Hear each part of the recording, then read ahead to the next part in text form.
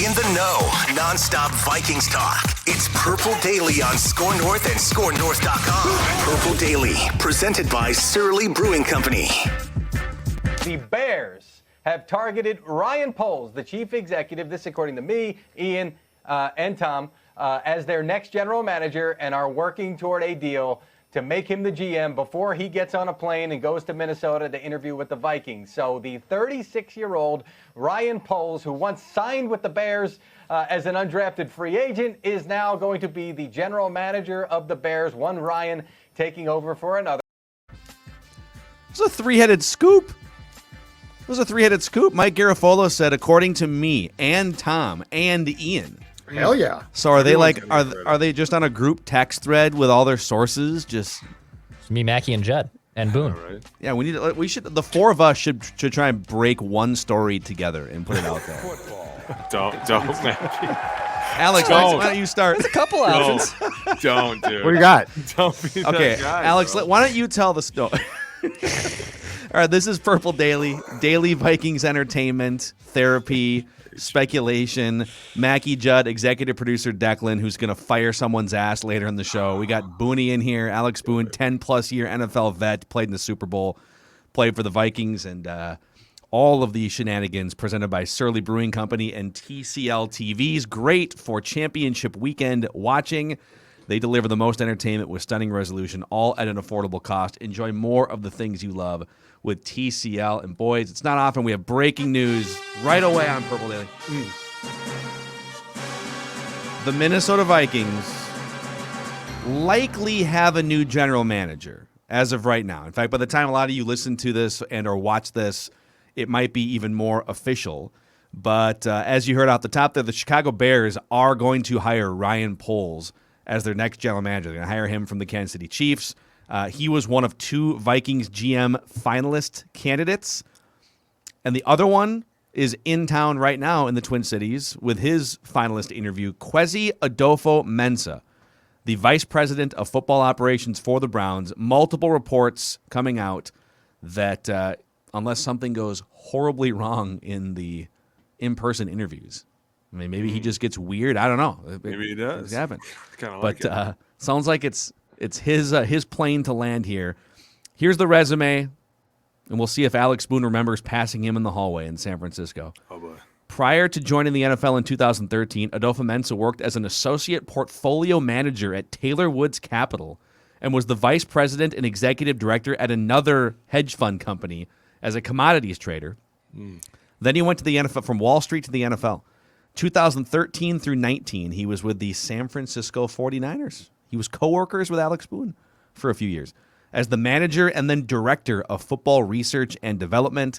In the last 2 years, he has been the Browns' vice president of football operations. He graduated from Princeton, and then he went on to receive a master's degree in economics from Stanford. He is certainly smarter than I am. Boone, do you remember passing Kwesi Adofo-Mensah in the hallways in San Francisco? I'm like 99% sure I remember this dude. I'm like 99% sure. I'm not even kidding you. I do. But I'm just going to be honest with you, man. Does that even sound like a portfolio of a GM you want?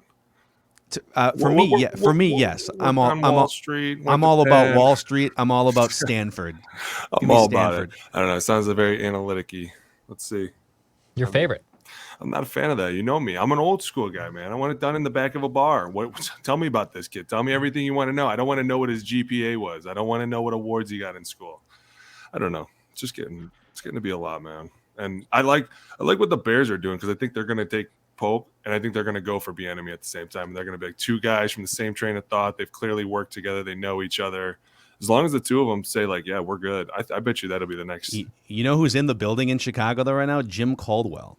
Is in the building right now. And they like Dan Quinn, too, who might be going to the Broncos. Yeah, Bieniemy's had one interview so far. But I would assume that Ryan Poles is going to interview Eric Bieniemy. And if he doesn't, then it's sort of telling. Oh, that's very telling then. Absolutely. And I think the one thing is everyone's waiting for these pieces. The biggest pieces is the GM. And everyone, because it's the business side of it. And that's why everyone's going to Wall Street. And I joke when I say that, but it's true. it's like this business is taking on a whole nother business, and it's not like these football guys that run it anymore. It's these guys that understand money, that know how it works, and at the same time know what the value of somebody is. And I think that they're not afraid to go out there and say, hey man, listen, we're just not on the same page. And this is just how it is. I mean, when you work on Wall Street, that's kind of how your job is. You're used to arguments, and you're used to being combative with people and saying, hey, listen, this is just how it is. I don't know what to tell you. And I think that it's the new wave. So what's because it seems like the mantra from the Wilfs right now is inclusion, collaboration, which is, of course, probably the polar opposite of what they had with Mike and to a certain degree, Alex, with Rick. But explain this. So if you're going to have that, especially in football, what does that mean? Because at some point in time, it's great to get opinions, but somebody has to make a decision. And I think it can cross a line of, it's a good idea to get a lot of people in a room to talk about things, but there does need to be the person who's like, okay, now we're done, and here's what we're going to do. How important does that become when you're trying to use words like inclusion and collaboration? Oh, it's huge. And I think that person should have always been the owner. I feel like that because you're starting to see now how sometimes when the owner's not as involved as they should be, all of a sudden you're seeing the team kind of split and these rifts are starting to happen. And it's like this alpha male political, who's in charge of the team and who's reporting back and what's being said and whose narrative is it and whose point of view is it? You know what I'm saying? Instead of it just being the owner should be the one that's in these rooms. And who do you listen to? You listen to people you trust. You listen to people who have been around you that win, that understand the game, and that aren't trying to throw so many new, like there's so many people right now in the NFL that are trying these new offenses and they're trying to do all these cool things. And you're like, dude, you guys are just not there yet. And you're not. You should be starting from a more basic fundamental standpoint. I give you the best point is like the Jaguars. Like there were times this year where they were asking that rookie to do things that he just could not do. 7-step drops. You're like, dude, these tackles are not equipped to do 3-step drops. What are you doing? And you start to look around and all of a sudden there's so much dysfunction between the GM and the head coach. And then the head coach goes wacko and they kind of follow him for a little bit down this road. Like you look at that and you wonder how far back it set that team. Right, because now all of a sudden you got to go and you got to get a new head coach, you got to get a new OC, you got to go out and find all these news. That's in a whole new offense that this rookie who did not have a great year, and by the way is never used to losing, just lost a whole bunch of games. Like what does that do for his psyche? These are the things that come back and people don't ever think about. And you think about like how could this have been avoided? It could have been avoided by maybe not hiring a college coach that had no business being in the NFL. And maybe could have also been stopped if you had not hired a GM who has no business being a GM in this NFL. That's why I'm saying the owners need to start stepping up more and saying, hey, listen, you're right. We're not as involved as we should be. Football is a pretty stupid game. It's not hard to figure out. I can figure out what we have on our team here. And if what you're saying doesn't mesh with what I think our team is, maybe you don't belong here. Maybe these guys should start stepping in more and saying, hey, listen, this is how it has to be. We have to start pushing for either guys like this. We're looking for more defensive guys. It's like sometimes you just get these teams and they're a mishmash of things. And you look at the GM and you're like, what is he doing? Does he even know how to construct a football team at this point? Yeah. A few other things, by the way, on Adofo-Mensah here, just going through some of the reaction here. So our coworker Doogie, who's been doing some insiding, he talked to somebody who has worked, let's just say, very closely with Adofo-Mensah inside that Browns building. Mm-hmm. And that person said he is a brilliant, well-rounded leader with a great sense of humor. I actually love that. Like there's like the Vikings have just felt like Mike Zimmer wasn't funny, just like a dark cloud over the organization. It's somebody who can crack a joke once in a while. And fantastic people skills. Can't you people see that? I'm a people person. He's a natural collaborator that will build a culture of inclusivity and bring out the best in every perspective in terms of decision-making. The organization will be in great hands if he is the hire. Albert Breer reporting, if the Vikings do finalize the hire, it's important to note that Adofo-Mensah has not packaged himself with a coaching candidate yet in interviews. I think he'll be open-minded, but hard not to connect him with 49ers defensive coordinator DeMeco Ryans. Those guys worked together when they were in San Francisco. You probably faced DeMeco Ryans as a player, but you guys were ships passing in the night. He came to San Francisco a year after you left. Yeah, no, DeMeco's a great dude, and I love what he's doing, especially this last game against the Packers. Like, when you go back and look at that game, it's impressive to think that the first drive was so simple, and then all of a sudden the rest of the game was haywire. And it was a lot of what D'Amico was trying to do. But I've said this before, and I'll say it again. I worry about a guy who does not have enough experience underneath him. These games are won and lost in timeout situations, how you play 2-minute situations, how well a 4-minute situation is run. I see it week in and week out. You guys see it too. How many of these teams couldn't close out on a 4-minute situation this last weekend? Something as simple as that. People go back, like, that's what you're looking at. Why didn't they win? Because they didn't win 4-minute.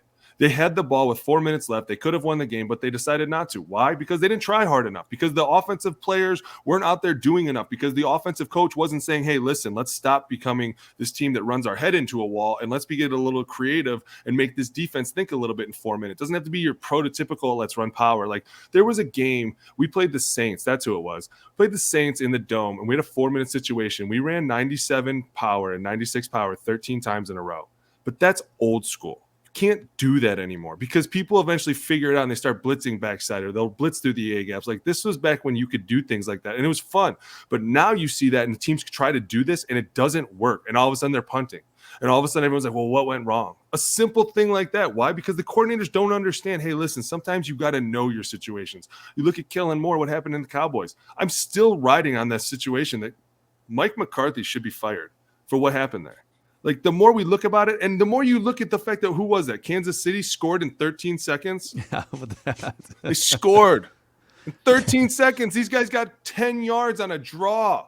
And people are looking at me like I'm crazy. I'm not the one setting the bar here. Kansas City just set the bar. They just said, hey, it only takes 13 seconds to score a touchdown, guys. Sorry, I hate to tell you. You don't have to get a first down in that amount of time.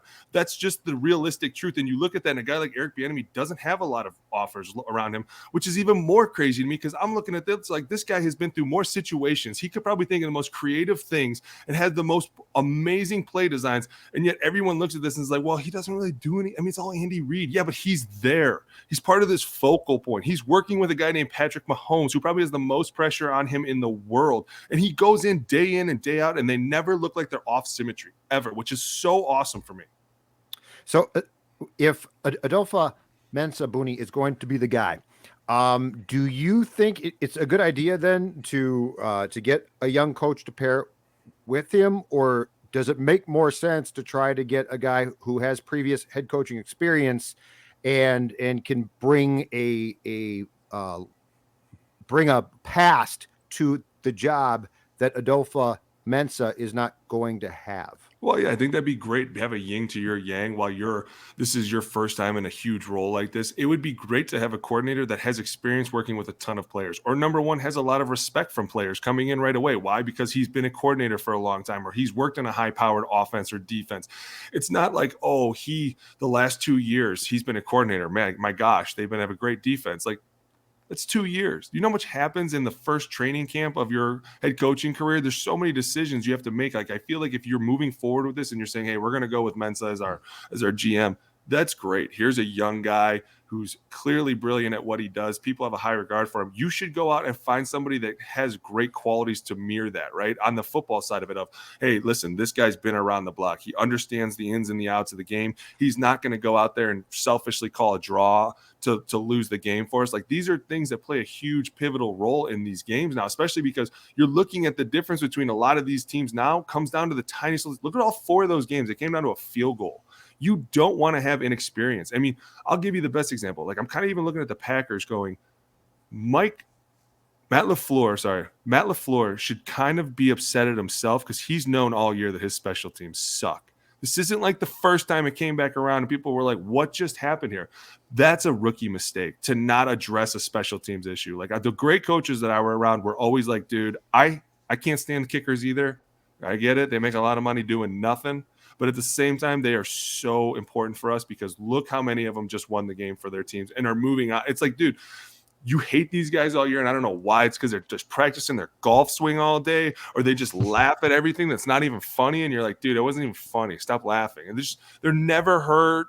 I don't know what it is, but they are so crucial. And the coaches that I was around that really respected them got the most out of those guys. Yeah, as opposed to, not to keep bringing this back to Mike Zimmer, but Daniel Carlson is one of the best kickers in the NFL. Mike Zimmer saw him have one bad game against the Packers. He's a 5th-round draft pick. One bad game, he's like, get this clown off my team. I don't want to make eye contact with him.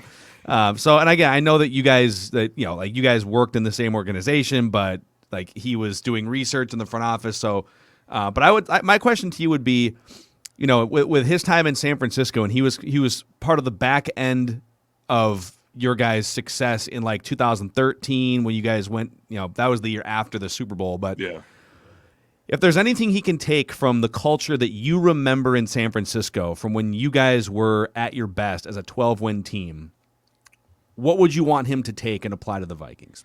Probably to let the leaders lead. I mean, that was the biggest thing. Was a lot of the times when we were having success, people just kind of got out of our way, and it was just a self-run organization. And it was kind of like, listen, we have to impose our own justice and discipline on players, and we have to get at them when we need to get them.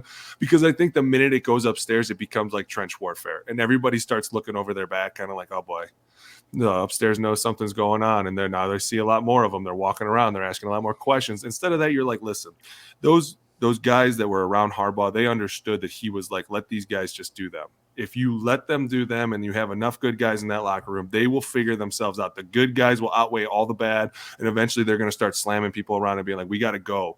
And then I'm not kidding when I say some of the people that were out there, like Patrick Willis, Takeo Spikes, Justin Smith, Randy Moss. I mean, when you get out of those guys' way, so many people look up to them more as leaders because they see that the team is letting them speak. You know what I'm saying? Like, I don't always need the GM to come in here and crack down on us. Maybe Randy comes in and throws a few Skittles at some guys and starts yelling, and all of a sudden you're like, hey man, that's Randy Moss. I don't really want to piss him off anymore because it's one of those guys that you're like, dude, if he hits me, I don't know if anyone's going to stop him.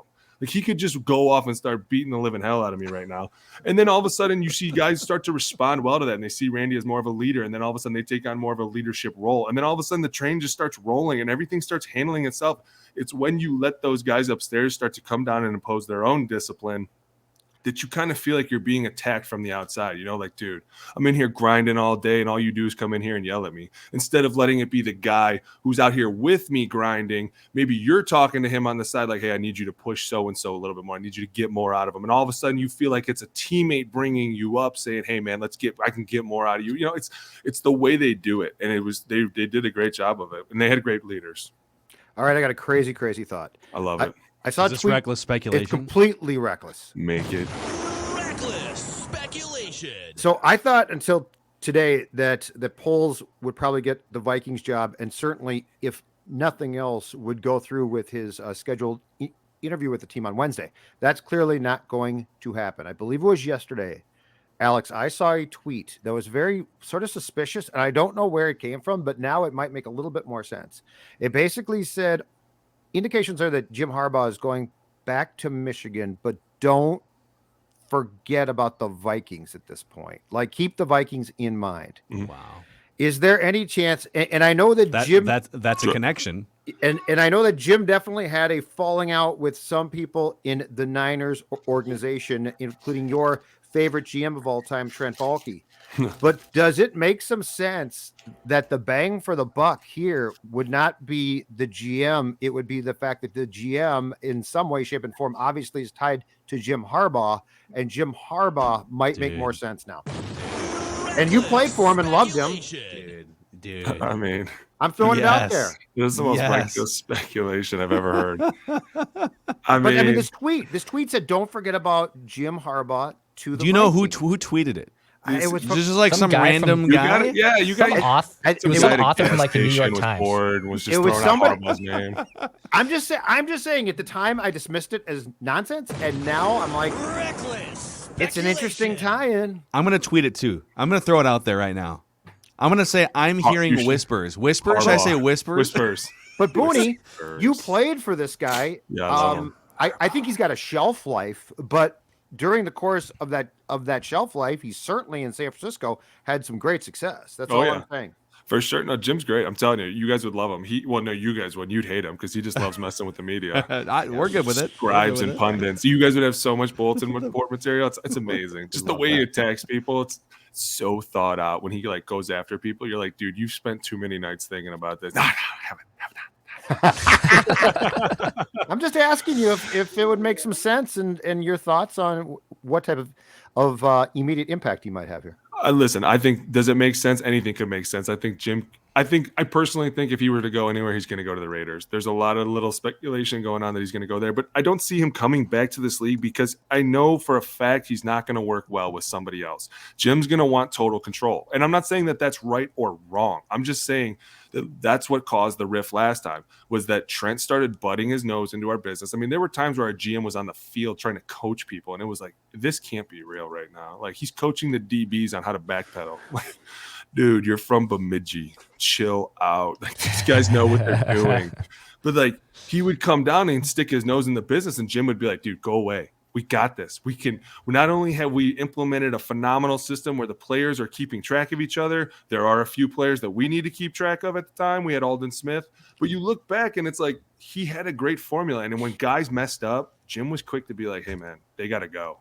And I see now what he was trying to do. Like, at the time, I think we were like, man, this guy's just being super hard on people. But he wanted people that wanted to be there more than anything else in the world. Like, if there was anything else on your mind that maybe you got in trouble or you did something that was not for the benefit of our football team, he was like, that guy's got to go. Because he's clearly not wanting to be here as much as everybody else. And I think sometimes you look at that and you're like, that's a little bit like crazy way to say the guy had to go to a recital for his daughter. You know, like, there are some things that come up you can't be a part of. But he's a phenomenal leader, dude. He gets you to like him because he pokes fun of himself so much. And he's not afraid to, like, jab himself and make these funny comments. And you're like, dude, what?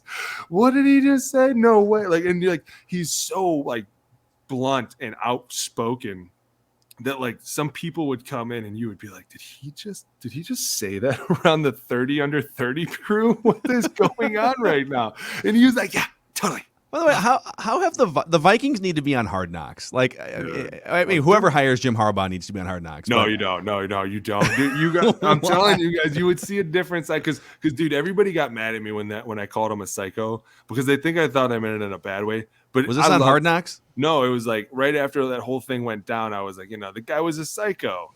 Oh. But he was a psycho about football. He was like a dude's dude, the alpha of alphas, like the funniest guy in the room, but the quirkiest guy at the same time. Like, you wanted to win for him. And I think that when you're around that atmosphere, it makes you want to grind even more because you see him grinding as hard as you are. And you're like, dude, I can't be outshined by my head coach. This guy's not even playing anymore. And he's watching more film than me. He's in the weight room more than me. Now, I know Jim doesn't look like he lifts because he doesn't, but man, he runs those sprints. Like, he's the kind of guy that when you're running sprints the first day of camp, if he thinks you're slacking, he'll just take off with you to see where your pace is, to see if you're messing with him. And you're like, what are you doing? He's like, I got to make sure you're not cheating these reps. Oh my God.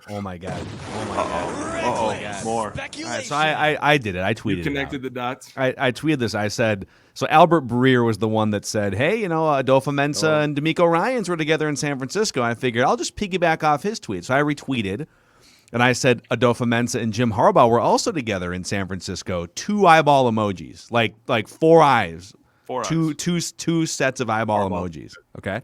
First response is from our guy. Is it Will Ragetz from Sports Illustrated? Yep. And he points out that Vic Fangio was the defensive coordinator in San Francisco at that time as well. Right. Reckless. How about a Jim Harbaugh, Vic Fangio? Yeah, I don't know. It sounds like handle it. I'm telling you right Kevin now, O'Connell was with the Niners too in 2006. Got to find an offensive coordinator. Would it work though? Boom. You could not handle it. Of course it would work. I'm well, telling there you go. Just get out of his way because at times you're going to be like, dude, this is the most insane idea ever. But when it works, you're like, oh, this guy is brilliant. I know. Dude, Jefferson in my veins. Collaboration though might not be the right word to describe Jim Harbaugh, so that might be the problem. Speaking of collaboration, look at all the product placement happening right now in Judd's corner of the screen. He's got a can of Surly, a mug with a Surly logo on it. Yep. Dude, by the way, you know what I saw on Diners, Drive-Ins, and Dives the other day? What's that? Surly Furious Brewing Company. Nice. Oh, really? Diners, Drive-Ins, and Dives? Dude, looked incredible. Okay. Oh, you got to Great join beer. me there. I gotta go. Brunch. Sunday brunch. We're putting together a little something here for a few weeks from now. We'll keep you posted on it. We'll see if we can make some room for you. I don't know. By the way, that was my hint that we better be doing something with Surly Brewing Company at the end of this. Yeah, Judd, go ahead. Amazing, spectacular. He can keep talking. Oh, dude, I'm just saying. I saw that food, and Guy Fieri was like, bro, this is out of this world. I was like, I cannot wait. I'm going to tell you right now, Boone, on Sunday, I paired with the wife, the Surly Brew Hall Sunday brunch open again with, let's just say, a couple Furious IPAs, and it was the perfect combination. May I suggest it for you and the family? Because, their food is top notch, and their beer, well, I don't even have to talk about their beer. It is so good. In fact, you know what? There's family friendly too. Serve some of that to the absolutely to the kids. But I mean, don't do that. There's no choice here. There's no choice. Your only choice. It's not like, who's my GM? Now I got to talk to coaches. There's only one beer, Surly, and in particular, I think it's Surly Furious. Hell yeah. Also, hey, a shout out to our friends at Federated Mutual Insurance Company. It's like having a reliable set of Alex Boons protecting your business. It's like having an offensive line of competence protecting your business, maximizing the success of your business. Power. There's also resources like My Shield available at federatedinsurance.com to help with all your business's risk management needs. Federated Insurance, remember, at Federated, it's our business to protect yours. Real quick football. Here. Wait. Let's get into football, dude. Let's get into it. What do you got? Nothing. Let's go. What you guys do? You're like, promo reads. Get so excited. I'm locked in right now. I know you are. I'm a promo read machine right now. That's right. Exciting day. Sean Payton is stepping down today from the New Orleans Saints. Do you guys think he is burnt out and taking a year off? Is he going to work for Fox for like $20 million a year when Troy Aikman goes to Amazon? Is it Amazon? Amazon? Okay. Thursday. Or is he going to be the Dallas Cowboys' next head coach? Judd? Sean Payton lives his life at such a reckless speed. I wouldn't be shocked if he takes a year off and does TV, but I could see that easily greasing the wheels then for the Cowboys job in 2023. It's my guess. I think he coaches the Cowboys eventually. Yeah. I want to know what's going on down there that a head coach just up and leaves. Like, I know that they're probably in the cap deep because they were like, 70 in last year at this time? They're I think they're 60 over the cap right now. Yeah, that's why he's leaving. You can get me nobody, nothing, no quarterback. Like, this is not even a reckless speculation. This is just Sean looking up and going, we can't do this forever. This is what happens when you let money troll for years and years and years and years. Eventually, you push yourself out of a great coach. And he's like, listen, I can't be here because you physically can't get me anybody. And not only that, but we're probably going to lose half this team, and that's going to create such a mess. Like, it's sad, too, because he's a great coach, and I think he's one of the best offensive minds in the NFL right now, but he is going to leave. He's going to leave and go do TV because it'll pay more, and he can just say whatever he wants because he's one of the smartest guys in the world, so he's going to be able to pick people's offenses apart, and it's going to be so fun to watch. Yeah, this is great evidence, and the Packers, too. Yeah.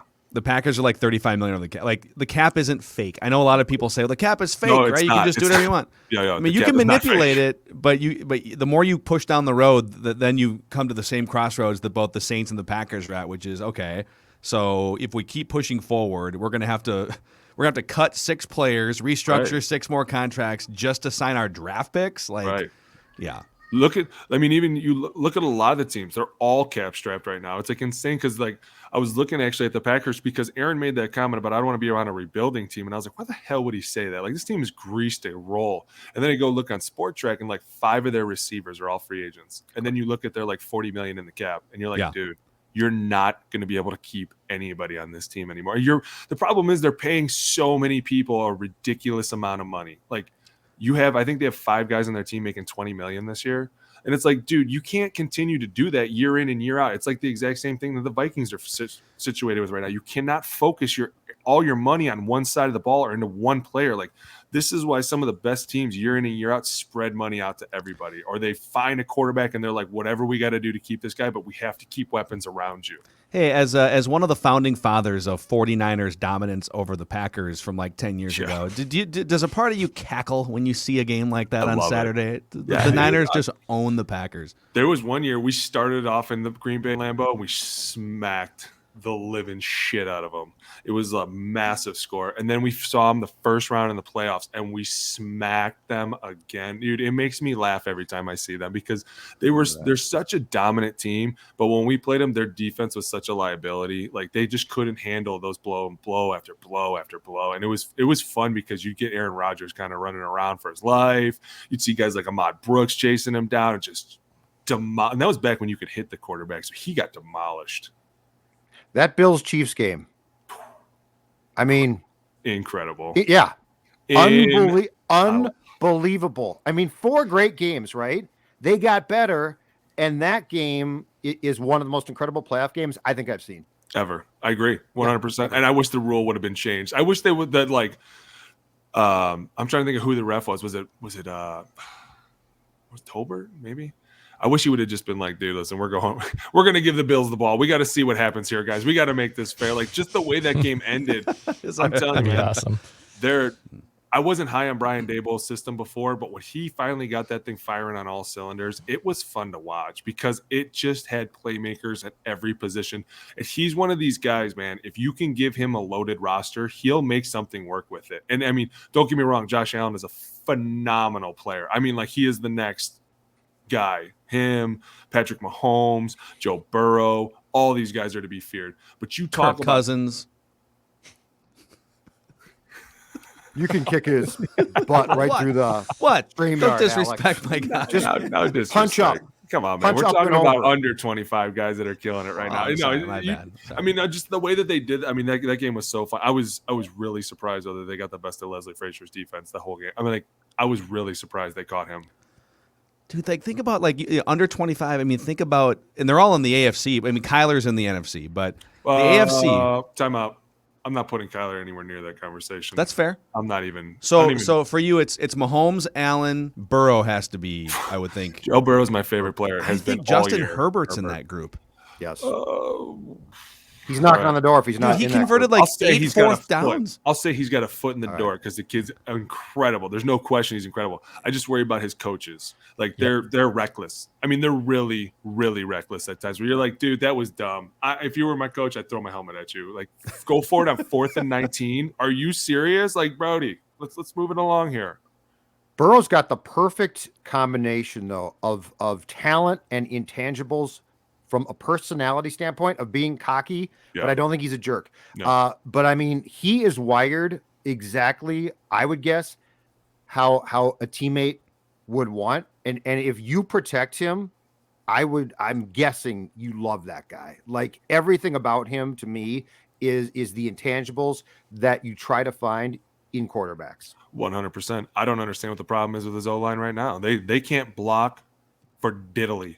They're one of the worst offensive lines I've ever seen. I think that's why I'm so like, oh my gosh, because like the fact that he gave up 10 sacks last week, that poor kid, his head bounced off that ground so many times, and he just kept getting up and smiling and like, dude, I don't even worry about me. I'm good. I think that's incredible. And to take that team as far as they did with the O-line that they have is phenomenal. And I think that if they actually get some pieces at O-line, that team is going to be reckoned with. Like, they have a great running back when they can cut them loose. The offensive line has just been doing a terrible job. Jamar Chase, frankly, he just ran around somebody last week. He literally ran a full circle around somebody and then 80 yards. Like, I was like, how do you defend that? That's like Tyreek Hill. Remember when he ran between the safeties against Buffalo and there was like nobody that could stop him? How do you defend that? Dude, like, Tyreek Hill threw up the deuces on one of those big touchdowns at the end of the game. That's the one I'm talking about. And the safety was in front of him by 5 yards when he threw him up. I'm about to go by you. See ya. You're not going to stop me. Like, you can't. Those are undefendable players. Like, you just don't know what to do. And I love it. And to talk about like the fact that Cincinnati is actually this far into the playoffs, and people really are like, yeah, I guess they're really just that good. Like, they just play well as a team too, which is fun to watch because the offense kind of plays off the defense, who plays back on the off. You know what I'm saying? Like, it's a back and forth game with them. It's like energy. They're young. Yeah. They don't listen to the media. They don't know that things are going bad when they are. They're just like, whatever, we'll figure it out. I think too, it's like, to tie this back in with, the Vikings GM search here and Adofo-Mensah. The hardest decision you have right now, and I don't think it's a hard decision, but organizations who are close to playoffs, they have a good quarterback like the Vikings have in Kirk Cousins, but he's not great and he lacks some certain things. It takes guts to move on from that. Like, it's one thing if you're 2 wins or 3 wins and the only place to go is up.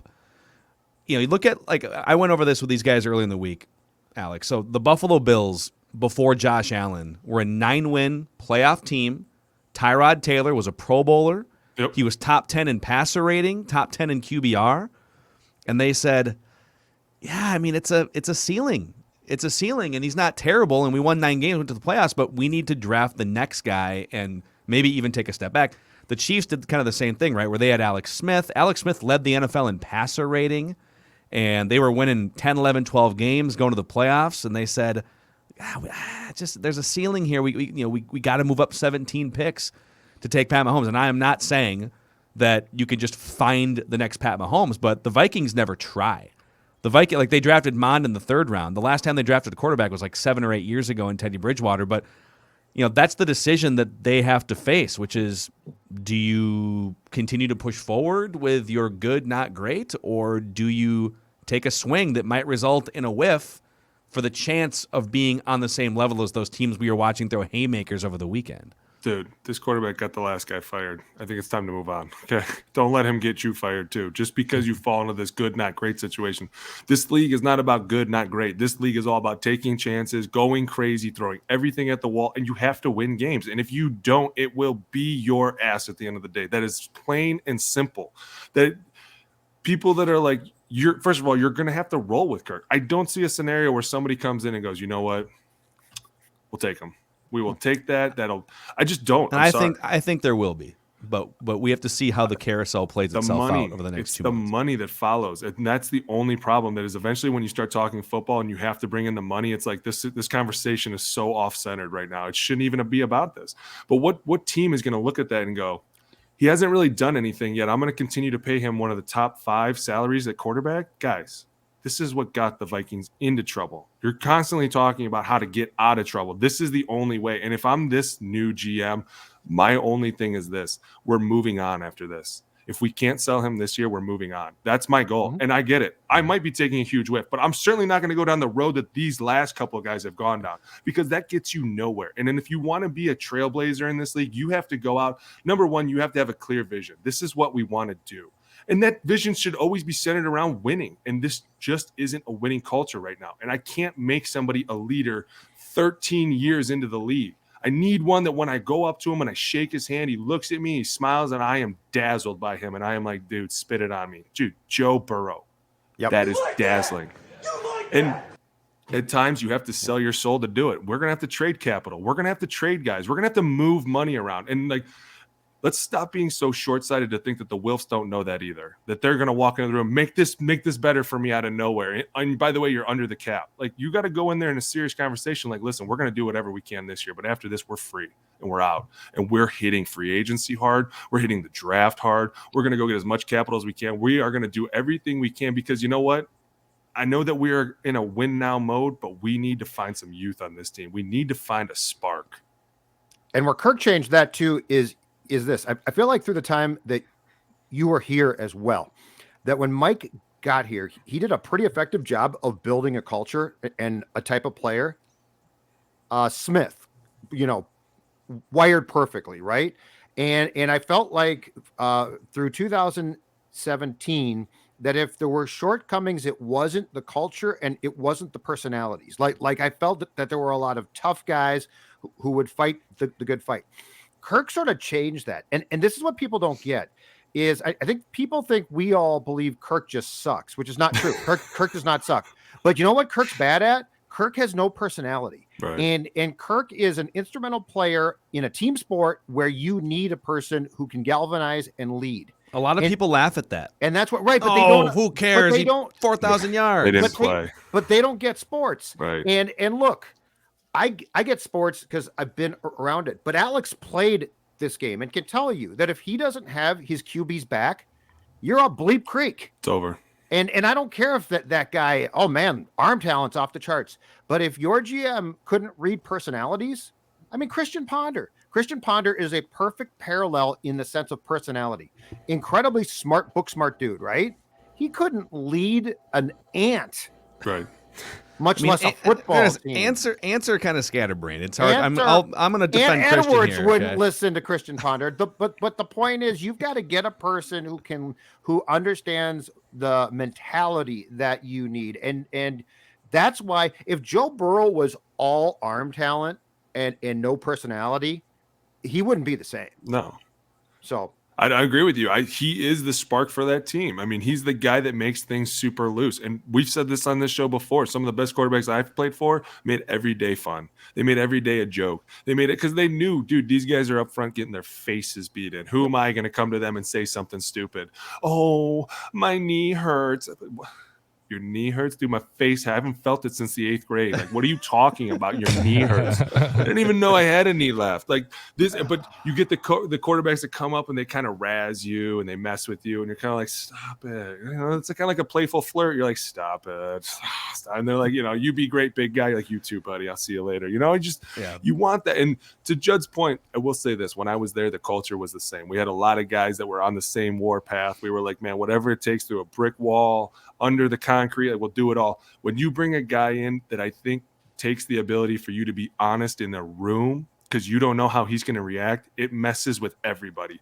Because if I can't convey to you the truth and I have to keep dancing around it and keep trying to like find an even ground to be like, hey, I'm not trying to hurt your feelings, but this is what's going on. Or like, if I have to change the way I am to talk to you, it throws everybody out of character, right? We all just want to be not judged, have fun, go out and smack people. And the minute somebody comes in and is like, guys, let's talk about books, you're like, let's not.